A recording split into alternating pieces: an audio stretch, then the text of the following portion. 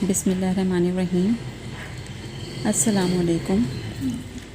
سندھی بولی پڑھنے اور سمجھنے کے لیے سب سے پہلے اور ضروری حروف تہجی سمجھنا ہے۔ جس طرح اردو زبان میں حروف تہجی ہیں، اسی طرح سندھی زبان میں بھی حروف تہجی ہیں۔ سندھی زبان میں حروف تہجی کی تعداد 52 ہے۔ میں کوشش یہ کروں گی کہ تمام اسٹوڈنٹس کو بہت آسان طریقے سے الفاظ سمجھانے کی کوشش کروں، تاکہ جس وقت جب ہم سبق کی ریڈنگ کریں گے تو وہ آسانی کے ساتھ اسے پڑھ سکیں۔ الف بے، بے، اس بے میں اور اس بے میں آپ کو فرق نظر آ رہا ہے۔ یہاں 2 نقطے ہیں۔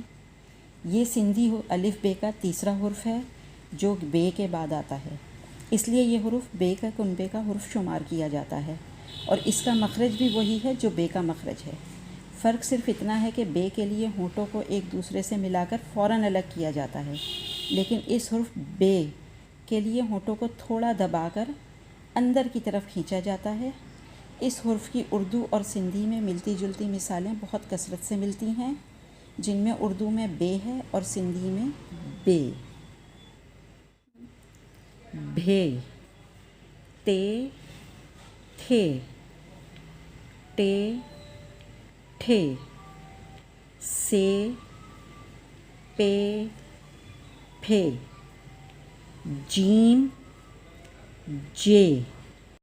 یہ بھی سندھی زبان کا ایک خاص حرف ہے جو اردو زبان میں استعمال نہیں ہے۔ اس کا مخرج جیم کے مخرج کے لگ بھگ ہے۔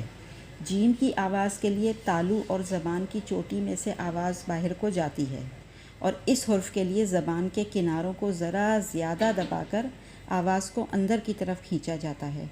دونوں زبانوں میں چند الفاظ ایسے ہیں جن میں صرف جیم اور جے کے حروف کا فرق ہے۔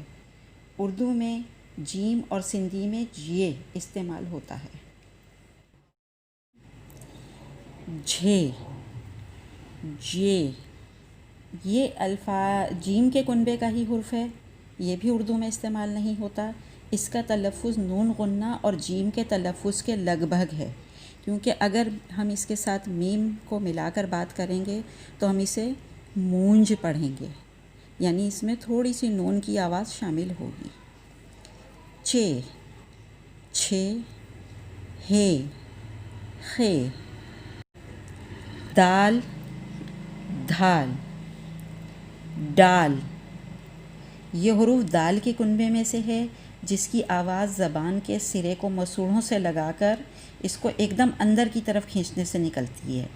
ڈال، ڈال، ڈھال، زال، رے، ڑے، زے، سین، شین، صاد، ضاد، طوئیں، زوئیں، عین، غین، فے، قاف، کاف، کھاف، گاف، گاف، گھاف، گاف، لام، میم، نون، نون، نون، واو، ہے، حمزہ، یا۔ اردو میں چھوٹی ے بڑی ے دونوں استعمال ہوتی ہیں، لیکن سندھی زبان میں ایک ہی یہ کو استعمال کیا